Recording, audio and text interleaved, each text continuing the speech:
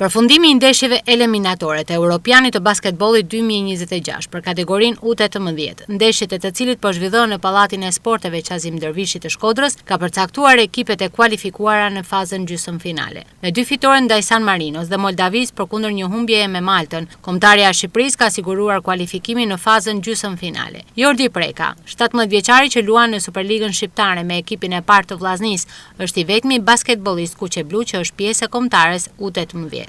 Shumë i kënaqur, kjo është qenë punën që ka bërë tanë stafi teknik i Vllaznisë, familja jeme, edhe trajnerët e tjerë si Klaudia që më ka ndihmuar me fillimet e mia, edhe jam shumë mirënjohës për tanë trajnerët tanë, njerëzit që më kanë ndihmuar në këtë rrotim, edhe ku kanë ndër shumë e madhe për me qyshe vogël, madhe kombëtare.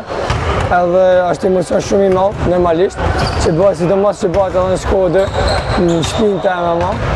Edhe kjo gjatë që tonë mosha jeme që merrem me sport. Normalisht që kam pas edhe eksperiencë për U16, por këtë vit jam edhe fije më i vogël dhe fokusohem më shumë te viti tjetër, që është U18. Mora edhe fije minuta me San Marinon. Mundume me kishin neshën në kontrollë, fillu me mirë qysh në fillim, edhe ishte krejt nesha jonë. Edhe në mundova me luj mirë për ekipin e për tonë. Emocionet kam morrit neshe, me kanë shumë atë forta se tesh, që kanë neshe që partme. Kishim i gabim shumë malë që bame me Malten, që e fillu me neshen shumë ka bashkë, por i rekuperu me diftu me vetin se kusha skuadra është i njështë, se qëfar punit kina batë qysh fillim.